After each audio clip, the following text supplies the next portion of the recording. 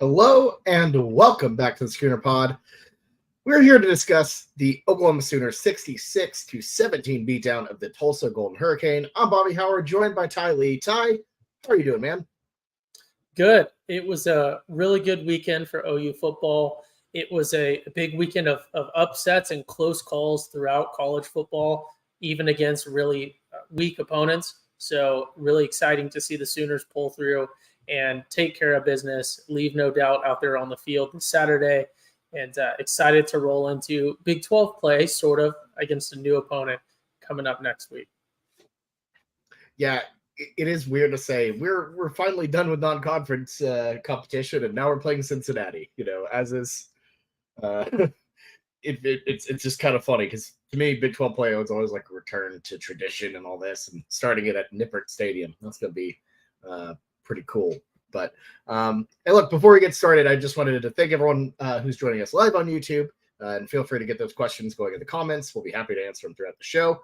And don't forget to like and subscribe if you haven't done that yet. And if you're joining the next day on your favorite podcasting app, wanted to welcome you all as well. So Ty, it was a really strong performance.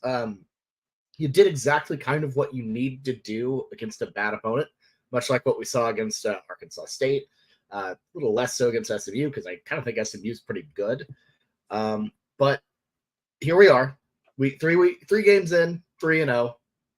Does this feel a little bit different to you than last year? Obviously, things kind of went off the cliff after that. But I don't know. What have you seen through these first three games that make you think it's different? Or is it just kind of more the same? What do you think? Yeah, so I think it feels very different. And I think the context to that really is important. I think the numbers are there as well, but the context, right? The expectation is that we always start 3-0, especially with the way that a lot of our scheduling works out. So last year, we didn't really know. We were still feeling things out. And then obviously last year turned out to be a bit disappointing in terms of what OU fans were expecting. So this year, the context, for me at least, is coming off of just a bad year last year. And it seems like we're getting our feet about ourselves now. We're starting to figure out this program, figure out what our personality as a team is going to be under Venables. And I think that this 3-0 start feels better than last year's. I think there's not a whole lot that you can really, point to, but at the same time, we haven't really played anyone yet. Yeah, and I think overall it just looks and feels crisper than it did last year. The offense, I feel like, is one that a lot of people will point to because Dylan Gabriel has physically been better. And looks more comfortable, but the defense as well is more attacking, more aggressive, and just looks they look more comfortable in Venable's scheme. So I would say it definitely feels different, feels better. Obviously, going to get a pretty big test this weekend, going on the road to a pretty hostile environment in Cincinnati. I don't know. I'm cautiously optimistic. We've certainly, and we'll talk more into Cincy, later, but. I mean, we've certainly been in situations where, team loses bad game they shouldn't have lost. And then you go in on the road, big game, and naturally that team is, the next week instantly much better. So we'll see how that goes. But yeah, I think this year's OU team would beat last year's 35-24, something like that. I think that's that's how I'm feeling about them right now. Obviously, we can go on whole tangents on that, but that's sort of my analysis of where we're at as a team compared to last year. Couple that with a little bit of an easier schedule, and I'm very optimistic for the year ahead. Cautiously, but optimistic. You would feel like the team, like this version of the team, would iron out mistakes that the other team would make. Last year, I feel like there were missed opportunities, missed occasions that made the difference in a lot of things. And I mean, look at the tail of the tape. We lost a lot of games by 3 points or less. And, those mistakes add up. And I feel like this team, the little things kind of take them to a different level. But let's talk about a guy who has really, in my opinion, raised his game the past, that I feel like you can tell this guy has changed. And we're going to move on to talking about the game. we're starting with the offense, and we're starting with Dillon Gabriel, who had an absolute massive showing against Tulsa. 5 touchdowns, 421 yards. He was 28 for 31, which actually, I believe, the University of Oklahoma put this out. That set a single game school record for pass completion percentage by one player, minimum 25 attempts. So a historic day in terms of efficiency from Gabriel. He had a 98.4 QBR as well. Again, I do not think Tulsa was very good. Their passing defense is one of the weakest parts about them from what we've kind of heard. And I mean, Gabriel just completely dissected him. Same with Jackson Arnold later down the line. We can chit chat about that as well. But what a massive offensive performance out of Gabriel. Yeah, for sure. I think as we get into it, it's going to be the opposite of one of the big talking points on Dillon Gabriel or on Jackson Arnold. But what we saw from Dillon Gabriel, I think, is someone who really fits into this offense well when we do it correctly. We understand that he has his limitations here and there. There's no reason to get into that at this point. What we saw is that when you use him within his capabilities, he can be extremely successful. And it's on Levy, and it's on the team and the system itself to utilize him as best as we can within his capabilities. And yes, Tulsa, not a great opponent, interception, that's a tough look. There was, all of these incompletions were, I mean, there were some tough looks there for why was that thrown that way, but you cannot complain when you have a stat line like this. He went out, did what he needed to do more or less against this opponent, and we're just continuing to ramp up into more challenging opponents. I think it's very good for him to get his confidence about him, to build these stat lines, to maybe tell some of the doubters, say, hey, pay attention a little bit. We can clean things up. This is what you need to do in a game like this. He did it. Again, interception, but not a whole lot to nitpick. And Jameson, I believe, nitpicked it on his post game. It was like that was a horrible pick because it was a bad pick. I believe that was actually the only drive he had that didn't end in a score, weirdly enough. So and that's my thing is playing within himself, playing within the offense is absolutely the right thing for Gabriel to do, and they clearly were able to do that against Tulsa, which I thought it was great. I thought this was the best version of what Dillon Gabriel can be, just efficient, sharp, not going too far out of his range, but staying aggressive, staying focused, and being decisive. He was not indecisive. He could decide. As some folks, it's a nice little Sean Kingston reference. Had to weave it in there, but Gabriel I thought was very sharp, very good. Obviously, as defenses give him tougher looks, that'll be obviously a totally different situation. But no, I thought he was definitely excellent. Yeah,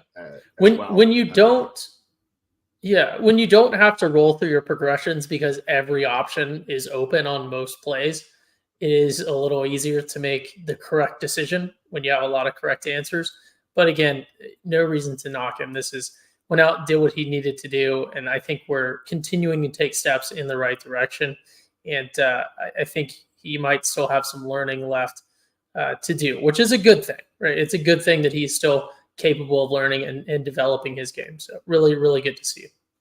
Absolutely. And last note I'll put on Gabriel, per George Stoya of Schooner Scoop, he put together this pretty solid comparison of DG through the 3 games in 2022 and 23. In 22, he was 66.6%, completion with 759 yards, 7 TDs, and 0 picks. That bumped up to 82.5%, 905 yards, 11 touchdowns, and 1 pick. So it really, I think to me, yards, whatever, touchdowns, whatever, but that percentage rate, him versus, 3 teams that weren't very good in 22, 3 teams that weren't good in 23, he performed well. The efficiency is there that it wasn't quite there. The third down strengths are there that weren't quite there last year. And I think that those issues that we saw in 22 that never got ironed out are kind of getting ironed out. And we definitely saw that early in 22. and it continued to through 23. I think this is one that that's showing growth that I think also will continue, just as those problem areas also continued throughout the season. Yeah, I completely agree. And look, there will be times down the road with Gabriel where I think we'll have some moments where we're really upset with a performance here and there. And I think there's a high potential for those times to be the times where, because of the game situation or because of, some sort of other, perceived desperation or something else, we try to use him in a manner that's just not fitting with his skill set. And, it can happen. There's a whole lot of other things that play into that, like the receivers, again, the game situation, but he has certainly taken a big leap forward, I think, from where he was even at the end of last year. This offseason, obviously maybe a little bit easier opponents when it comes to pass defense, especially Arkansas State and this Tulsa team. But yeah, there's no way that you can massage these numbers to tell you a story that's not he's taken a massive step forward. Yeah, which is good.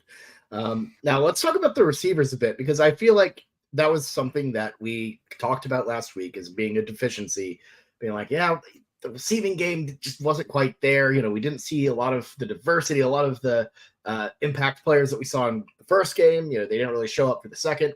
They showed up big for this game against Tulsa. And let's start with the 3-touchdown man himself, Nick Anderson. 3 receptions, 3 touchdowns. Perfect ratio right there, 120 yards. Massive performance. We've heard a lot about him in the offseason, about how he's been great, how well he's been, and how he can be a pretty solid playmaker. That right there is a stat line of an absolute playmaker right there. Yeah, this is, I think, exactly what we wanted to see from Nick Anderson specifically. We're looking at a guy who is not going to be WR1 or 2, maybe not even 3, depending on how this year pans out this year. But we're talking about a guy who has very high potential to be the top receiver on this team in a few years as he continues to develop. And this was a very, very good game. I think it's very important to have big confidence boosters like this early in someone's career. Get this, a hat trick. 3 touchdowns on 3 receptions is an impressive stat line, but a lot of people can get that on those 2-3 yards. When you got 3 touchdowns, 3 receptions, 120 yards, that's very impressive. You're doing the right things. Again, pretty simple opponent, but this is exactly what we needed to see from him. I hope it's a big confidence booster, and it shows, anyone watching tape on Oklahoma, anyone looking forward to Oklahoma in the years to come, this is a guy that is going to add some depth into our room this year and could be a very, very dangerous threat in years to come. Oh, absolutely. I mean, all of his touchdowns I thought were really good, but the one that has to make you excited was the one he got from Jackson Arnold. Just an absolute perfect dime. Beautiful route, beautiful touchdown. That one, it's like, this could be the start of something special. So that was pretty great. Jalil Farouk followed up his solid performance against SMU. Who he came out, had great moments against the Mustangs there. I thought he had a pretty good game as well here. 6 receptions, 126 yards, and a touchdown. And got off to a rough start. Had that really good return, which ended in a fumble to start the game off. But Jeff Levy went right back to him, which I love. When a guy makes a mistake, give him the rock some more. Be like, hey, get over it. You got it. Let's get you in rhythm again. But Farouk, very, very big performance as well. And he's definitely shaping up to be one of the prime targets for the Sooners here. Yeah, that was a great return. Yeah, fumble, there's some chance in that. And then obviously ball security was an issue on that play. But I think he had a very, very good game. Anytime you get 6 targets, it sounds like a low number, but that's a good number of targets.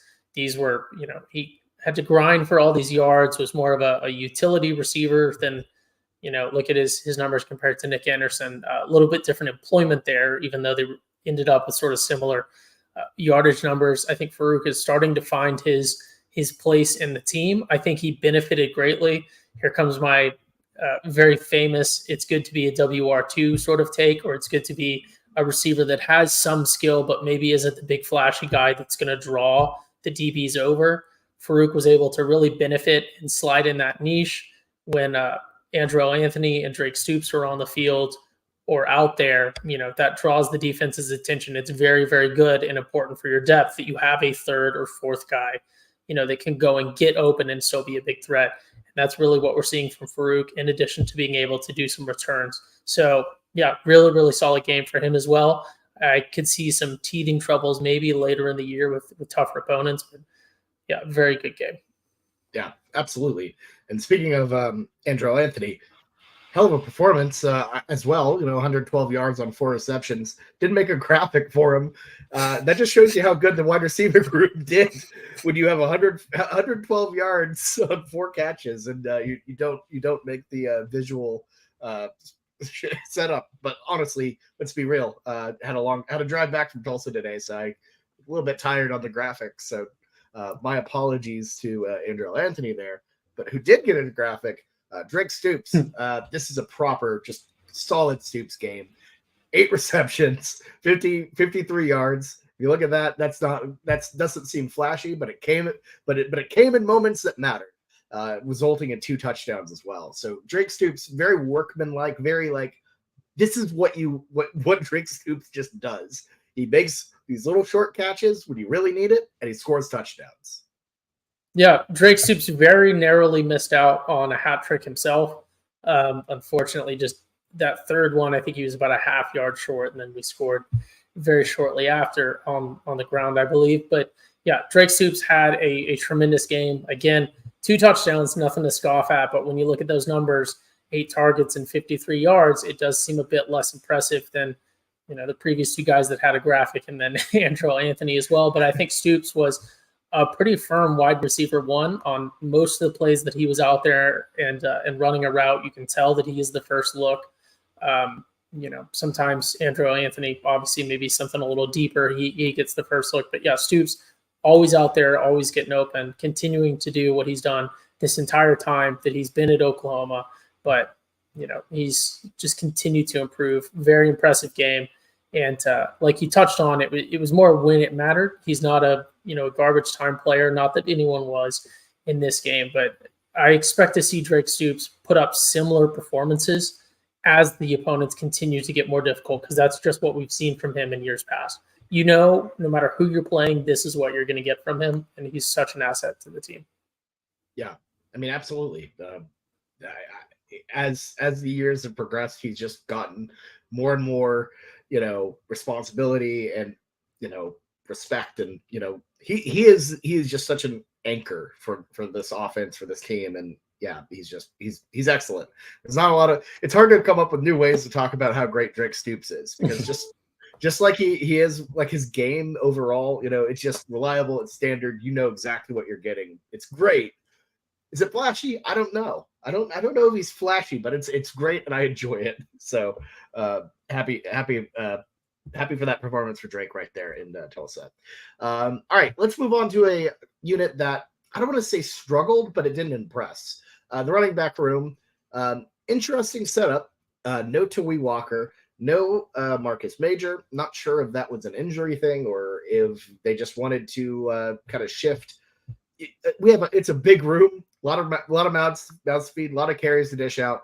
And look, Levy said he was going to activate Javonte Barnes and Gavin Sawchuk, and he did. 13 carries for Barnes on 68 yards and a touchdown. Sawchuk had 9 carries for 25 yards and 1 TD. Then got a little Dalen Smothers action, 2 carries, 20 yards. So not a flashy, remarkable, I wouldn't say this is like a great running back game, but it was really good to see them kind of see Javonte Barnes and Gavin Sawchuk get a little bit of burn when they've been mostly MIA through the prior 2 games. Yeah, I mean, this is one of those where it's challenging to talk about, right? Because we got a couple touchdowns, and you want your running game to be there for those situations where you need to go scoop up a little touchdown on the ground after, for example, that Drake Stoops just caught just short of the goal line. At the same time, we were getting about 4.3 yards per carry on average throughout the game, which isn't necessarily bad, but against, a team like Tulsa, you would expect a little bit more. And really, this running game comes down to, I just don't understand. I don't understand why we didn't see Walker and Major out there. Is it like a load management thing? Like we've determined that those are 1 and 2, and we're just not going to put carries on them. I mean, that would make sense if that were the case, but we just don't know.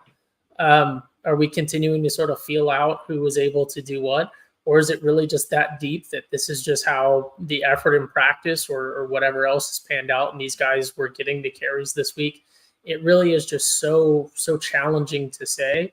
And then at the same time, I think that confusion, for me at least, transfers over to our game plan. I don't really feel like we're employing them in the best manner. When it comes to the running backs, obviously what we're doing is working. We're putting up a lot of points on people. We're winning games. So there's not a whole, there's not a big impetus to change there. But it does feel like I would like to see our running game much more established. I don't want to see us play an opponent like Tulsa. And again, hard to nitpick the offense when you put up over 60 points, but we had just barely over 100 yards on almost 30 carries. So it's really, I don't know. And the running game, right, we'll talk about Jackson Arnold here in a second because there's some big question marks for me that have to do with Jackson Arnold in the running game as well. Yeah, we definitely need to get to that, and we will in a second. But man, it's one of those where it's like you would love to see a couple breakout runs that just never really materialized. It shouldn't be this ground and pound against a Tulsa team that just isn't that remarkable. They're a little bit better at run defense, but it's also Tulsa, and probably should break out a little bit more. But overall, it didn't harm the overall flow of the offense, so it's hard to complain about, I guess. I thought it was good seeing Barnes and Sawchuk getting rhythm. That was fine. It's not a concern because, again, I think we're still going pretty vanilla overall. Got a little bit spicier. I think Levy heard everyone complain about how vanilla the offense was, so he shifted some stuff in, but got a little too weird at times. That's fine. But yeah, the running game, I thought it was interesting. It just, like you said, difficult to talk about and kind of base. But we can talk about something that is not very difficult to talk about. That's Jackson Arnold, the Arnold Bulldozer package, the Jack. Someone's called it the jackhammer. Honestly, we need to stop putting all the effort into naming it because it should just be dead. You need to throw it in the trash. It does not work. He is not Blake Bell. He's just not that type of runner, and that's fine. And I know you want to get him involved. I think he's a great player. I enjoy Jackson Arnold. Anytime I see him, makes me happy because I know the future is going to be great. But please stop. It doesn't work for the offense. The flow of the offense just completely gets disrupted with it. I don't think it's good for him as an athlete to just shove him into all the piles. I think that you put him in physical risk, and it doesn't work from any perspective. I don't like it at all. It's time to get rid of it. Yeah, again, it's so confusing to me because he's not Blake Bell. Like, this is the running game with the running backs. I am going to give the benefit of the doubt because what we're doing is very much working. Maybe we are, playing a master plan. We're holding all our cards. We're not putting loads on our main guys, and we're not burning any plays on tape. And then when we show up, to Dallas in October, we have a monster running game with all sorts of plays that no one's ever seen, and we have fresh legs out there to carry them out. Benefit of the doubt there, but with Jackson Arnold, that's just not the case. He's not a running quarterback. He is bigger and more durable than Dylan Gabriel, but he's not a big, durable guy right now. He's not someone that we should be using like this. It really doesn't make sense to me to use him like a hammer like we are because, like you said, just injury risk. And I think, this is a far-fetched one, but I think there is some transfer risk. And nowadays, in college football nowadays, I think there could be people in his ear saying, hey, look at, you want to play for this offensive coordinator. The fan base has already kind of turned on this guy. People are saying he's vanilla. He doesn't really have a big track record of blah, blah, blah, blah, blah, blah. And then look, he just wants to run you up the middle all the time and give you concussions and hurt your arm and stuff. come to Boulder, and play for me, or come to Los Angeles and play for me. We'll, win you a Heisman, or, whatever else. At least we'll keep you safe. We're not going to run silly plays, and you can get some cool highlights and stuff. That is a factor in nowadays college football environment. So, yeah, but at the same time, when we employed him properly within his skill set and what we should be using him for, because the other thing is, let's get Jackson Arnold some game time. Let's not worry about a red shirt this year. Makes a ton of sense if we let him pass, if we let him get reps that actually matter, right? We can't put him in on these weird setups where he's like lined up as a receiver or something, and we're going to feign a trick play, or maybe it could go to either person, or just these like fake Belldozer packages. Those are insignificant repetitions, right? You can't just go out there and practice anything and expect to get, you can't go practice recorder and then get better at piano. So, yeah, like that's not going to help him at QB1. He's not going to do that, when he has, QB1 responsibilities. And I think your point about, the transfer rules is interesting. I think I see it in like almost like a flipped version of that, where because Arnold and Levy have such a good relationship, that I wonder if part of it's like Arnold's like, hey man, I want to play, just put me out wherever you want me to do, but I want to be involved or else I'm gonna get impatient, which is also a bad idea, because you shouldn't be running packages just to make a player happy. But again, hey, it's 2023 in college football, so you got to do what you got to do. So maybe that could be the case. I don't know. Regardless, it doesn't make any sense, and they need to stop it. So, yeah. Any other thoughts on the offense before we move to game balls? No, I mean, realistically, this is I'm very happy with where we're at as an offense. I think the entire fan base should be, if you keep your expectations realistic, very, very happy. Going into, mid last year and then at the end of last year, I never would have guessed that Dillon Gabriel would be where he's at as a player right now. Obviously, it can change with tougher opponents, but I'm very happy to see where the offense is at. I don't even think we really even touched on the O-line. Is some of our could they be causing some of our running issues? I don't know. Obviously, those are always things that are linked, but the O-line also, we haven't had a ton of big issues, things like pre-snap penalties and everything else to a crazy extent, which is really, really good for where we're at right now. Obviously, they haven't faced a whole lot of challenge. They've outsized like every line that they've faced by a pretty significant margin, at least for now. But yeah, nothing to complain about it, I think, on the O-line either. Which is a good thing. I feel like the O-linemen, when they're doing their best, you kind of don't think about them, because it's not an issue. So I think they did pretty solid. I think overall, if you wanted to complain about anything, it's like, and they probably just went into super, chill, protect, pass pro type of, strategy. I don't think they were trying to, really push dudes downfield all that much. I thought they did great. Yeah. Nobody talks about the roof until it springs a leak, Oh yeah, that is true. Exactly. But the roof does a good job. It's very important. But when it springs a leak, like you said, all hell breaks loose. So who's your game ball for today or yesterday? I got to go, obviously I want to give it to Drake Stoops because that's just what I default to. I'm going to go, this is not, a crazy one, but I'm going to go Nick Anderson. Hat trick and, getting receptions from multiple quarterbacks, really showing out, really stepping up for the first time this year to show that he is going to be a threat to some teams down the road. Love to see that. Yeah. Nick Anderson absolutely gets the, that was the most impressive performance, I think. That was great for as little as we've seen him overall. That is a performance that's I'm here, I'm going to be really good. And that's, very exciting stuff to say the least. But for me, if I had to pick a proper 100%, this guy was the best player on the field. Offensively, it was Dillon Gabriel. Just record-setting performance, throwing the ball, in terms of his efficiency at OU. And outside of that bad interception, he was just as good as it gets for Dillon Gabriel. I think this was probably one of his best performances at OU, if not his best. So just a great big time performance from DG there. So hopefully that continues on into conference play, to say the least. For sure. All right, awesome. Those are our game balls. Let's move on to the defense. So this was an interesting one because it was boombastic. Just an absolute. I don't know why I said boombastic. Oh my god, it's bombastic. But I've been screwed. That song screwed me up. It's not even Sean Kingston. It just randomly came into my head. Anyways, defense absolutely electric. 5 interceptions.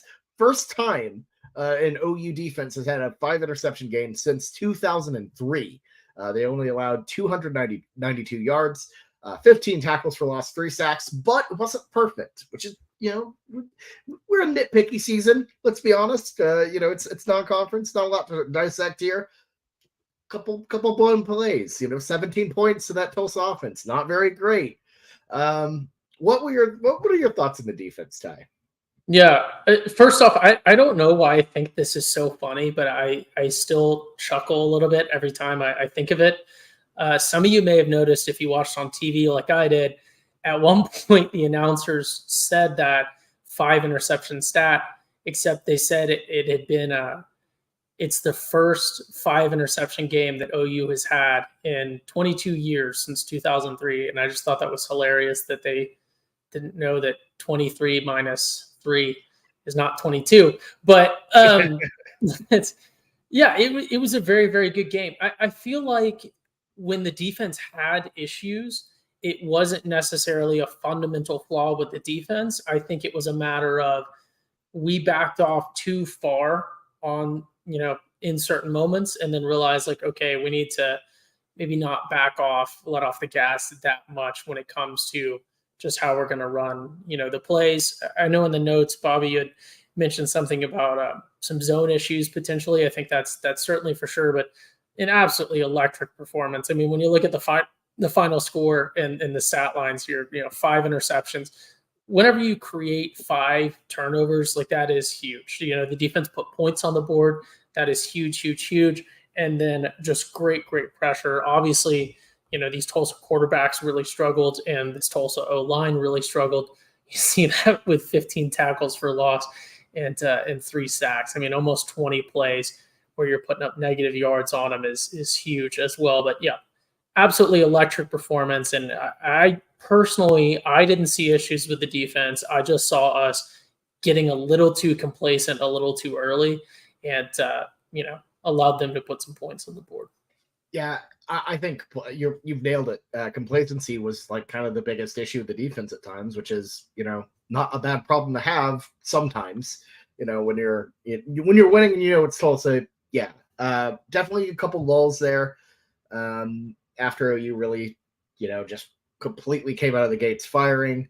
Obviously, Tulsa did have a quarterback change strategically, which changed things. And it's Kevin Wilson, who, he's an offensive guy. His bread and butter is that, and he's probably just as familiar with Brent Venables' defense as anybody because he was going up against him on a day-to-day basis in practice. So,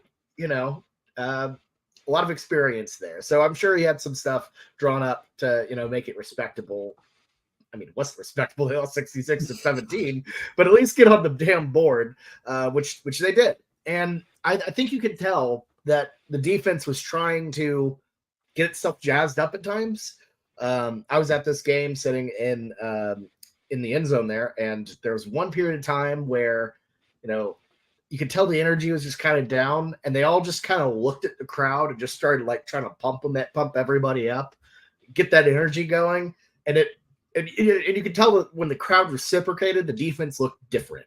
And I think once everything, environment wise chilled out a little bit, that's when the complacency came in. But once it got loud again, they got fired up. Absolutely just a really fun, chipper team. Defensively, a lot of emotion, a lot of excitement. Danny Stutzman, as usual, was at the center of that. And we'll get to him in a moment. Another great performance there. Loved the 5 picks, though. I love that 2 of them, 2 of them weren't from, typical people who get picks. Danny Stutzman's pick 6 was great. A little sad Trace Ford didn't get his pick 6. You know, he was almost there, almost got that touchdown. But you know, good to see Kendall Dolby get some action. You know, Key Lawrence got one. But the Tulsa kid, Gentry Williams, getting one.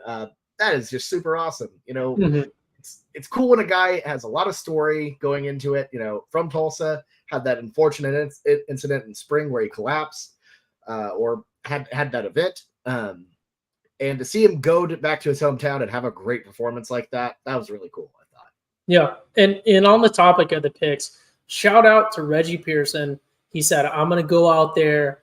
I'm going out on defense. I'm going to find the ball carrier. I'm going to hit him. I don't care what team has the ball. I don't care if it's a pick and one of my teammates has the ball. I'm going to get, to the ball. I'm going to take an angle. I'm going to lay a hit down. Awesome play by Reggie Pearson, getting that tackle when we had intercepted it. Not much more you can ask for. He thought he was at Texas Tech there for a moment, I think. He was like, wait a second. It was a funny moment, though. We're not trying to, get onto it. It was just honest mistake, funny moment. It was more of a kind of turned around, didn't know what was going on, and then someone was running at him, and they just happened to collide, and he happened to, get the shoulder down a little lower. I love the aggression at all times, even when it accidentally bites you in the ass. Yeah. I'm gonna find the ball carrier. I'm gonna take an angle, and I'm gonna stop the play. That's so funny. Pearson was good. I liked him. He did have a good game. Yeah, definitely. Let's talk about Stutzman. So, fresh off his Walter Camp Defensive Player of the Week award last week, another really great performance. Obviously, the tackle numbers aren't the same, which it shouldn't be, given the offense we faced. 9 tackles, 4 solos, 1 pick, and 2 tackles for loss. I thought he was absolutely electric. I thought it was kind of cool getting to watch this game from, what I refer to as the Madden angle, where you're right behind him, and you can just see how Stutzman, orchestrates this defense. It's different. He was, called out by Brent Venables last year a little bit, has obviously risen to that challenge as a defender and as a leader. And just you can just tell he's like he might. And I'm going to say this, Ty, and I want to ask you this: is he the best player on the team? Because I kind of think he is. I mean, that's hard to quantify.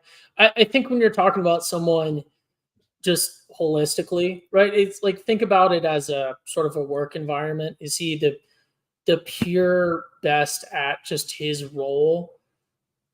I don't know if you can say yes, but you certainly can't say no. But at the same time, his presence, like, he's a leader on the field. He, just coordinates and carries things out above and beyond just his position group. So I think you can make a pretty fair argument that he is. I mean, someone a better just pure athlete or something else. People can split hairs either way, but I think you can make a very, very good argument that would support the case that he in fact is the best player on this team. I mean, just look at that interception in this game. Obviously, we played, not great quarterbacks in this game, but that was a pro level interception. Like, that was not, something that just ended up hitting him in the chest. He happened to catch it. That was a very, very, very smart, heads up, super athletic, super quick thinking reaction. You could tell that he watched his tape. That was a very, very, very good play. So yeah, I think you can make a very fair argument that he might be the best player on this team as of now. Yeah. I mean, defensively, especially, I think so. And it's always tricky to figure out, who's the best player on the team when you have 2 sides of the ball. Obviously, that's, impossible to compare Dylan Gabriel to Danny Stutzman. They could not be any more different. But in terms of a leader, in terms of just being, if he's not the best player on the team, it would be hard to find someone better. And look, we can't not talk about Stutzman without bringing up his flop. Did you see this on social media? Or I don't know if it was on TV or not, but this is genuinely, I'm pulling it up right now. Yeah. Genuinely one of the funniest things I've seen out of him. It happened in our end zone, so I caught it, but I'm so thrilled. Good old Eddie Radosevich of Schooner Scoop reposted this because it was on, I believe it was on Stutzman's Instagram. Let's pull that back for a second. I mean, just look at how immaculate this flop is. Not only is it one, a light push, but two, just the delay, the hesitation, and then going into the little handstand flip. I mean, that's just perfect. That's just perfect right there. Look at that. Pure athleticism right there. That did not make the broadcast, but yeah, very, very, very good. Very funny. But yeah, I will say, quick little advertisement for the Schooner Pod.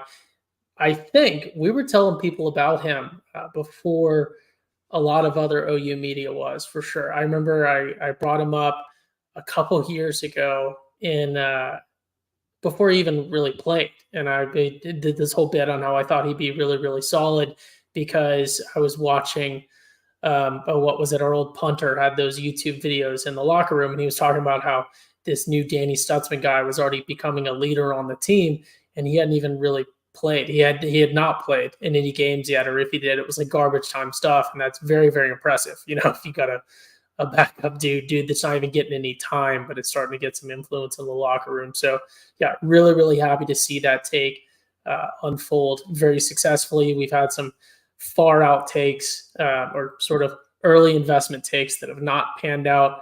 Unfortunately, Marcus Major might be an example of that, but it's not too late. But yeah, we're keeping our eye on these guys early. Look, we've had diamond hands on Marcus Major, and it's going to finally pay off for us. I believe in your investment, Ty. I've sprinkled a little bit of my fake Schooner Pod stock. A couple of my Fleck coins I've put onto pro Marcus Major this year because I think he's been pretty solid, especially out of the backfield. Let's talk a little bit more about some other parts of the defense. I thought overall the linebackers were pretty solid. Any concerns about the defensive line not really creating a ton of pressure? Because once again, we did see where the D-line wasn't, exactly living in Tulsa's backfield. It was a lot of we had a lot of tackles for loss, but it wasn't a dominant performance. It was just pretty all right.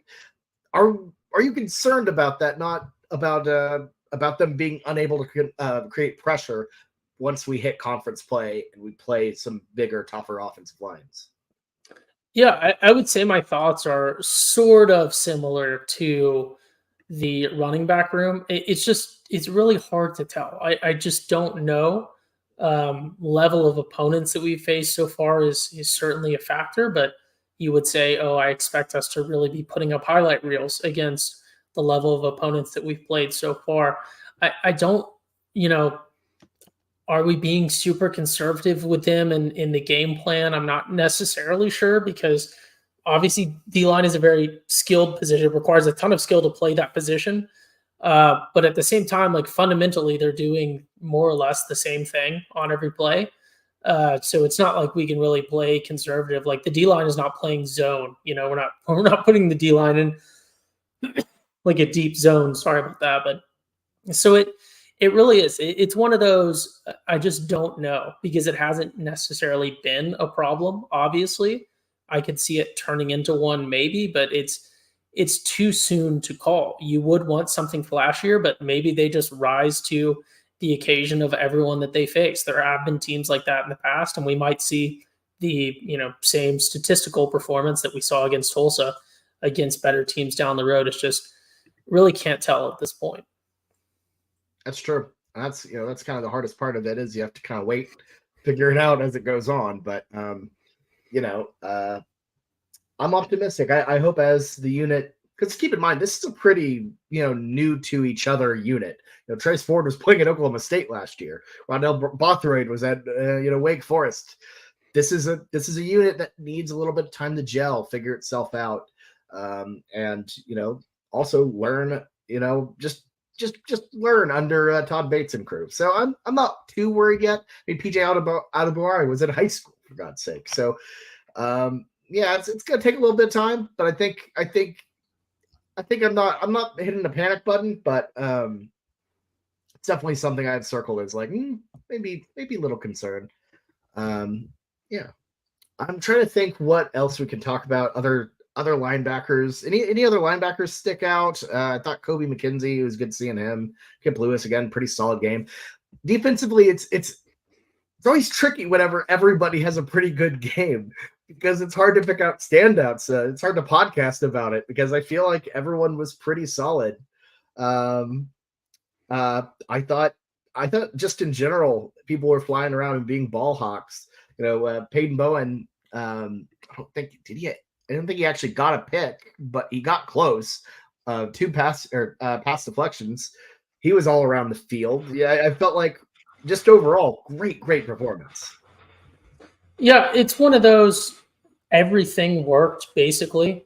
So it's very hard to point and say, oh yeah, this is this person very, very good. This person wasn't so good because we weren't necessarily facing an opponent we haven't yet that's going to really expose the potential cracks in this defense.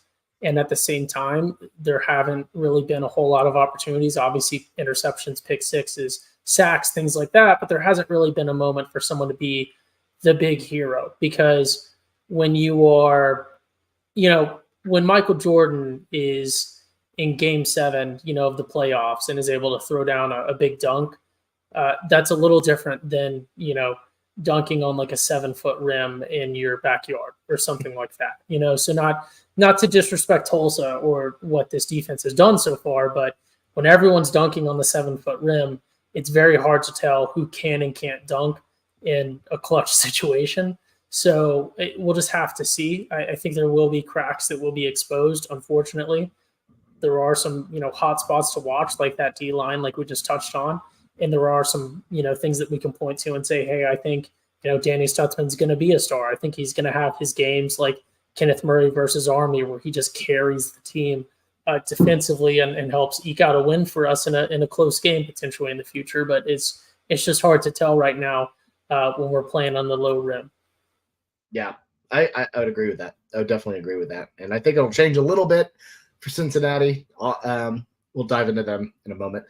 But yeah, ready to start seeing this team in full action because, as we all know, you never really know until you get to the Big 12 play. And even then, this year's Big 12 play, it's not very, very difficult. It's not the same system it used to be. The league feels a little down, but still excited to see OU in real action, getting some more live bullets out there, I suppose. Anyways, Ty, who is your defensive game ball for this game? Yeah, I think we're going to have to go chalk. There's no way you can put it anywhere else but in Danny Stutzman's hands. I think if I tried to toss it to somebody else, he'd pick it anyways. So give me Danny Stutzman. That was good. That was really good. It's so good. I'm omitting any description of why it's clearly Danny Stutzman. Yeah, I can't compete with that type. So yeah, Stutzman for sure. This man is just unbelievable, and if he can continue this against the big boys, against teams like Texas, against teams like UCF, I mean this man is going to be. I guess in Atlanta, wherever they have that ESPN, award show for everyone. So he's not gonna be in New York, but I think there's a chance we can see Danny Stutzman showing up at the Chick-fil-A college football awards presented by Allstate, presented by whoever, Northwestern Mutual. I thought you had some sort of big vision and you were seeing how this entire NFL season played out, and then a couple years down the road to calculate that Danny Stutzman was going to the Falcons. So that would be, you never know where I'm wrong with playing through the entire in your head. Yeah, just do the full Doctor Strange, just seeing seeing all possible outcomes and seeing that he ends up at the Falcons. I've seen 14 million outcomes, and somehow he ends up in Atlanta in every one of them.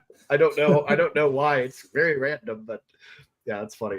So yeah, Stutzman, defensive game ball. Love it.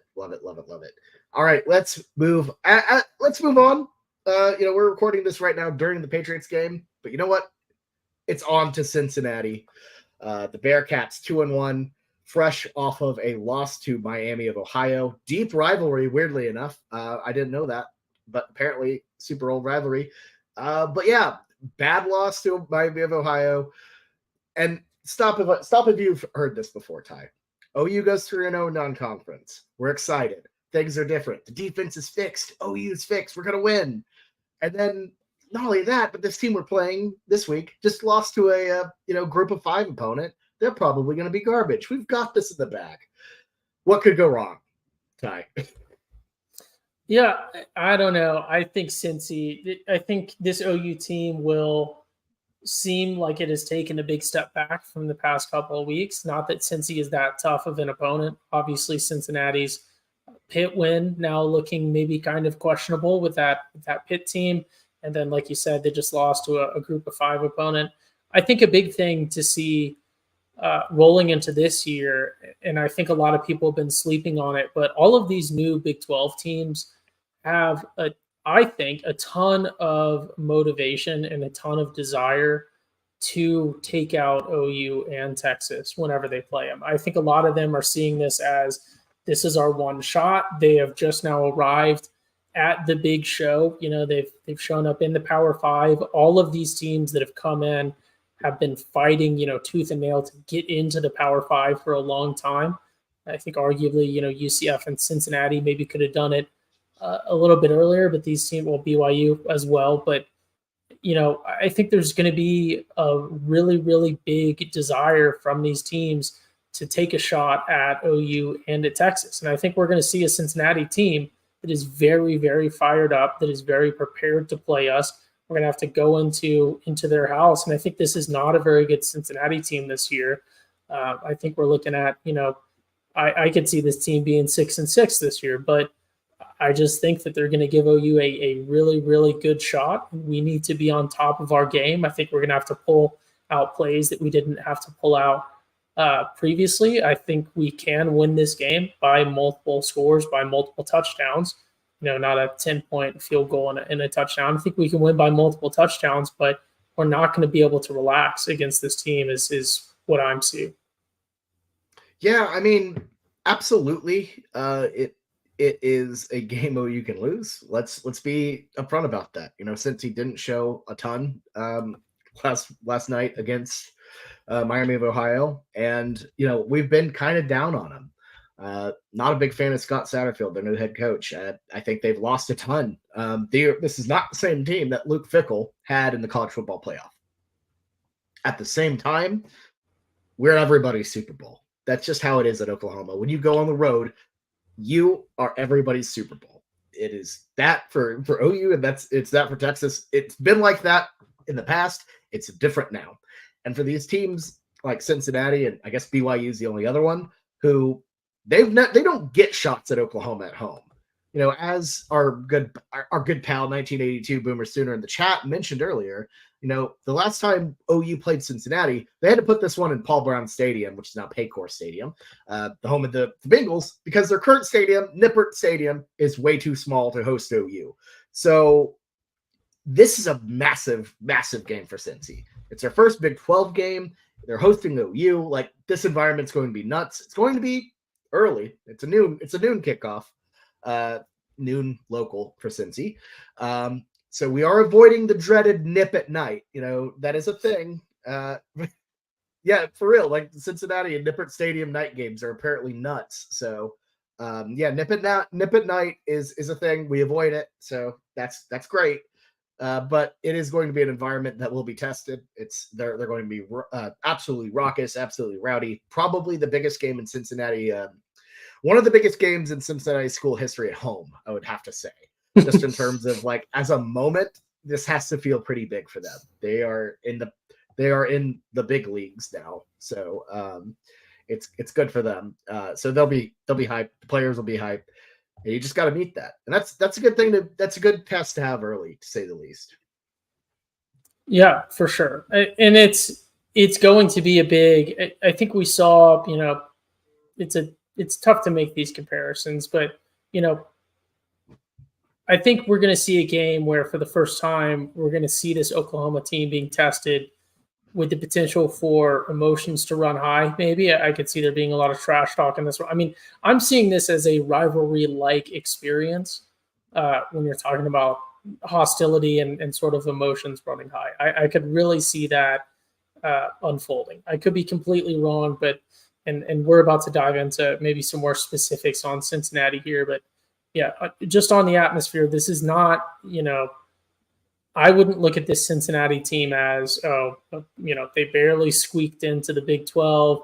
They're kind of here just to get maybe a geographic presence in Ohio and look at their schedule. They've, barely beat a not very great Pitt team, and then they lost to Miami of Ohio and all that. This is going to be a really, really good challenge, I think, for us rolling into the year, because they are a beatable team for sure. We should win this one. We can win this one pretty easily, but we will see a little more emotional test and a little more challenge in this one.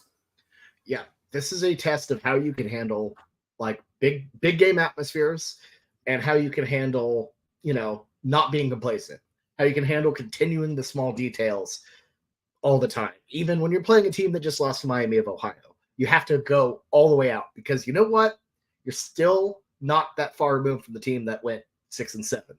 And you have to prove it every single day to keep climbing, keep building. And I'm optimistic that OU will come out and have a great game, that they will show up and they will show out, because, I think the lessons learned over that last year have been substantial. And I hope that OU is going to be focused and come out and play phenomenally. And they're OU. Go in. You know what to do. You need to be focused, be strong. You got this. Like OU can do this. But yeah, let's take a quick little look at Cincy overall. OU, not exactly a big series. The Sooners are up 2-0 on them all time. There's a home and home, as I mentioned earlier, in 2008, 2010. 2008, that was the Bradford year. Both teams ended up actually pretty good. I believe Cincinnati made the Orange Bowl after, went on a great run after that. And then 2010, as 82 mentioned, was the year it was at a Bengal Stadium, one of those Landry Jones battles. OU just slowly squeaked out ahead, so that was pretty great. But for this edition, we actually have kind of an old I don't want to say an old foe because it was only one game, but Cincinnati's starting quarterback is Emory Jones, who you might remember from the 2020 Cotton Bowl from his time at Florida. He went 8 of 16 for 86 yards, ran for 60 yards and a touchdown. OU won 55-20. So yeah, Emory Jones is I don't know. This is his third stop. He was at Arizona State last year. I'm pretty low on Emory Jones as a whole, but he does have the characteristics of a quarterback OU traditionally struggles against. Mobile, he as we saw against obviously a very different version of OU's defense and Speed D, he torched OU in the past. So yeah, I think that's going to be an interesting factor of this game, containing Emory Jones and just making sure he doesn't run wild on us. Yeah, I think this is a good thing, but with Emory Jones specifically behind center, I think this is a game where defensively the big key to winning the game or to performing well defensively is going to be the linebackers being able to contain and shut down that threat, and then letting the secondary, make plays man on man or make plays in coverage to really, shut down their drives. I think, we would love to see the D-line really, really dial up pressure. I mean, this is, like we just talked about with the D-line, the big question mark. This should be able to answer some of those questions, especially with a quarterback like this. Can we really put pressure, shut down options, or maybe force the game to get a little more one-dimensional when it comes to the quarterback through our D-line and then especially through our linebackers? So optimistic that it'll be the linebackers that shut that down, because I think that's our strongest group that's able to shut down that threat. But yeah, it will certainly be interesting. But I'm not too worried about Emory Jones specifically. I mean, you're talking about a guy who ultimately lost his job to Anthony Richardson, who is not good. So that is fair. That is fair. As noted. Well, yeah, that's funny. I overall, I don't want to sound cocky and say I'm like not too worried. Because this is OU loses a game they're not supposed to every year. This could be it. It very well could be. I don't think it will be. I think OU is just at a different level. I think they're at a different level of focus after how bad last year was.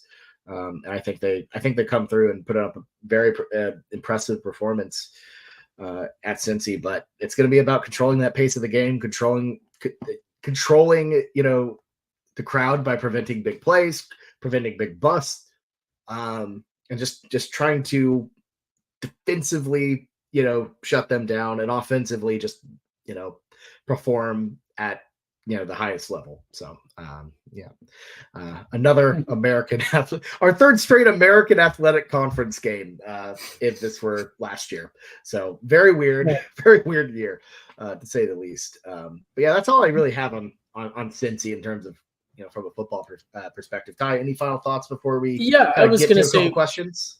I was going to say real quick, we typically don't touch on this very much. It's something that I think we need to do better actually on our game previews. But Cincy on the other side of the ball, they're coming in with 10 interceptions and 11 sacks, I believe. So it'll be interesting to see. Obviously, Cincy has certainly played a different level of opponent than OU. They've already lost one, but it will be a little bit more interesting of a challenge for the offense as well. Obviously, we're getting into the fourth game of the season, so those numbers are going to continue to grow for everyone as we face them going forward. But since he does have some guys who can get interceptions and make plays happen, we're not talking about those just what is the quarterback doing? The interception just bounces off the defender's face mask and he snags it.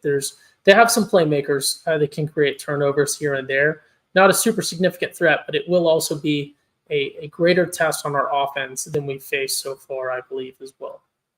Absolutely. I think you're spot on.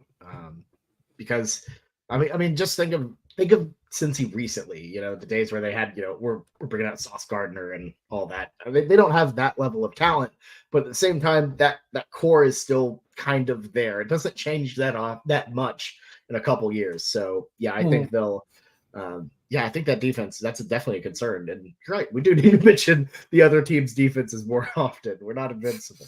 So that is a good note for sure. All right, let's kind of touch on some of the live comments on YouTube. Just want to, see what we've got going. A lot of talk earlier that kind of got mentioned about Paul Brown Stadium.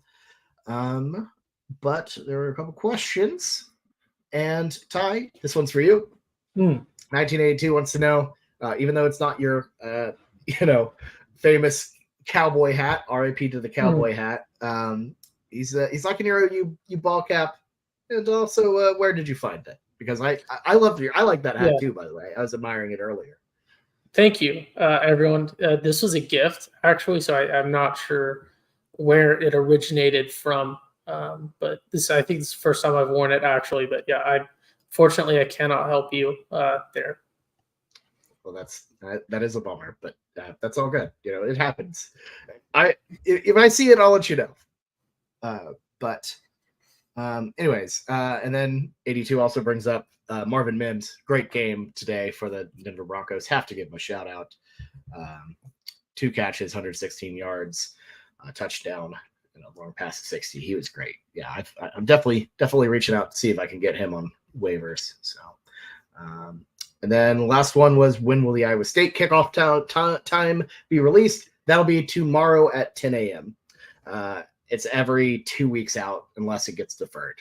So, anyways, solid little Q&As. Definitely want to get to the people who answer or, get involved with the show and everything. But, So, Ty, any final thoughts before we wrap this thing up? No, I'm excited. It feels like this is the first time we're really going to see this OU team. So I'm very, very excited for this weekend. Yeah, it feels real. Like when you have a like kind of weak non-con, it feels like preseason. And it's over. Let's get right to it. Let's see what this team actually is. Let's get into the real stuff. I'm with you. And it'll be a nice challenge. Excited to see it. And yeah. So all right, Ty, that's all we got for this week. So, yeah, everyone who followed along with us live on YouTube, thank you so much for watching, listening, and being a part of this. We always appreciate it. So make sure that if you haven't yet, hit that like button. Give us a subscribe to the channel if you haven't already. I don't know why I'm falling apart. It's been a long Give day. us subscribe. Give subscribe. It's been a long weekend, man. I gotta say that Friday night took it out of me, and then Saturday, it was one of those where I looked at myself. I'm like, I'm not young anymore. I'm not a spring chicken. I'm 28. I can't hang like this like I used to. So, but it was still just a fun road weekend. Tulsa's a great time, and I wish OU played there more often. Anyways, and then yeah, for the people listening on podcast, thank you for listening as well. As always, always appreciate your patronage as well. But it's time to enjoy the rest of our Sunday. So until this Wednesday when we break out the weekend spread, which should be a great week. Great conversation as always. Have a good one. Boomer Sooner, everyone.